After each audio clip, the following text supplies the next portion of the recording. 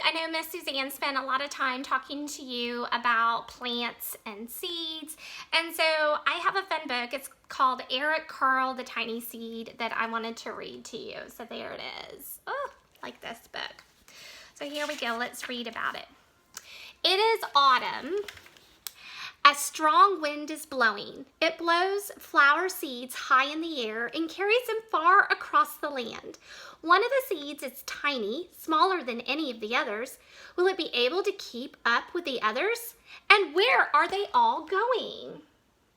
So hopefully you guys can see all that.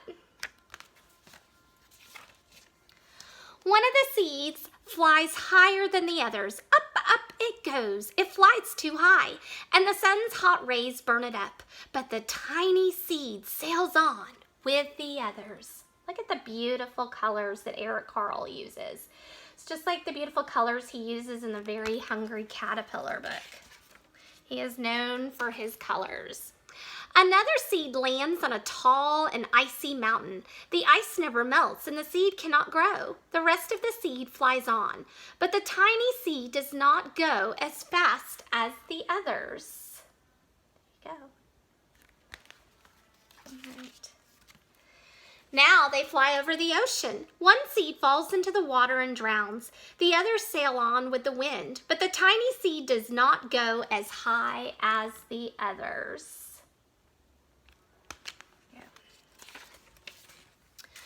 One seed drifts down onto the desert. It is hot and dry and the seed cannot grow. Now the tiny seed is flying very low, but the wind pushes it on with the others. Look at that. So pretty. Finally, the wind stops and the seeds fall gently down on the ground. A bird comes by and eats one seed. The tiny seed is not eaten. It is so small that the bird does not see it. Beautiful, beautiful. Now it is winter. After their long trip, the seeds settle down. They look just as if they are going to sleep in the earth. Snow falls and covers them like a soft white blanket. A hungry mouse that also lives in the ground eats a seed for his lunch. But the tiny seed lies very still, and the mouse does not see it. Now it is spring, and that's the season that we're in right now.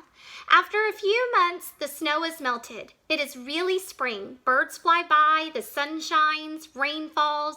The seed grows so round and full they start to burst open a little. Now they are not seeds anymore. They are plants. First they send roots down into the earth. Then their little stems and leaves begin to grow up towards the sun and air. There is another plant that grows much faster than the new little plants. It is a big fat weed, and it takes all the sunlight and the rain away from one of the small new plants, and that little plant dies. The tiny seed hasn't begun to grow yet. It will be too late. Hurry! But finally it too starts to grow into a plant. The warm weather also brings the children out to play. They too have been waiting for the sun in springtime. One child doesn't see the plants as he runs along and, oh, he breaks one. Now it cannot grow anymore. Oh no. Oh dear. The tiny plant that grew from the tiny seed is growing fast, but its neighbor grows even faster. Before the tiny plant has 3 leaves, the other plant has 7. And look, a bud, and now even a flower. But what is happening? First there are footsteps, then a shadow looms over them. Then a hand reaches down and breaks off the flower. A boy has picked the flower to give to a friend.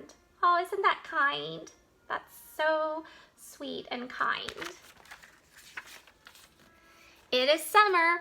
Now the tiny plant from the tiny seed is all alone. It grows on and on. It doesn't stop.